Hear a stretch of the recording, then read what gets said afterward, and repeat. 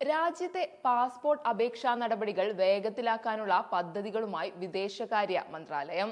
Processing സമയം വെട്ടിക്കുറയ്ക്കുന്നതും പാസ്പോർട്ടിനുള്ള police verification സമയം കുറയ്ക്കുന്നതും അടക്കമുള്ള പദ്ധതികൾ പരിഗണനയിലുണ്ടെന്ന് വിദേശകാര്യമന്ത്രി എസ് ജയശങ്കർ അറിയിച്ചു. സാമൂഹ്യ മാധ്യമമായ എക്സിൽ പങ്കുവച്ച കുറിപ്പിലൂടെയാണ് ജയശങ്കർ ഇക്കാര്യം വ്യക്തമാക്കിയത്. പോലീസ് വെരിഫിക്കേഷൻ പ്രക്രിയ കാര്യക്ഷമമാക്കുന്നതിന് സംസ്ഥാനങ്ങളിലെയും കേന്ദ്ര ഭരണ പ്രദേശങ്ങളിലെയും പോലീസ് സേനയുമായി മന്ത്രാലയം സജീവമായി സഹകരിച്ച് പ്രവർത്തിക്കുന്നുണ്ടെന്ന് എക്സിലെ പോസ്റ്റിൽ ജയശങ്കർ പറഞ്ഞു. പാസ്പോർട്ട് അപേക്ഷകളുടെ സുരക്ഷയും നിയമസാധുതയും ഉറപ്പാക്കുന്നതിലെ നിർണായക ചുവടുവയ്പായ പ്രക്രിയക്കായി എടുക്കുന്ന സമയം ഗണ്യമായി കുറയ്ക്കാനാണ് ഈ സഹകരണം ലക്ഷ്യമിടുന്നത്.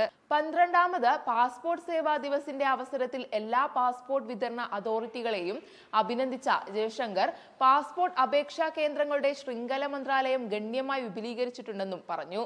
രാജ്യത്തുടനീളം 440 പോസ്റ്റ് ഓഫീസ് പാസ്പോർട്ട് സേവാ കേന്ദ്രങ്ങൾ ആരംഭിക്കുന്നതും പദ്ധതികളിൽ ഉൾപ്പെടുന്നു. ഗ്രാമീണ വിദൂര പ്രദേശങ്ങളിൽ താമസിക്കുന്ന ആളുകൾക്ക് ഈ കേന്ദ്രങ്ങൾ കൂടുതൽ സൗകര്യം ചെയ്യുമെന്നാണ് കരുതുന്നത്.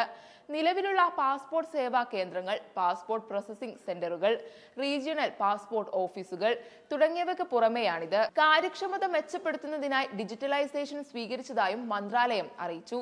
ഔദ്യോഗിക രേഖകളുടെ സുരക്ഷിത ഡിജിറ്റൽ സംരംഭത്തിനുള്ള പ്ലാറ്റ്ഫോമായ ഡിജി ലോക്കറുമായി പാസ്പോർട്ട് സേവാ സംവിധാനം വിജയകരമായി സംയോജിപ്പിച്ചു.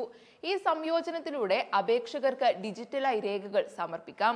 ഇത് ഫിസിക്കൽ കോപ്പികളുടെ ആവശ്യകത ഇല്ലാതാക്കുകയും അപേക്ഷാ പ്രക്രിയ കാര്യക്ഷമമാക്കുകയും ചെയ്യുന്നു.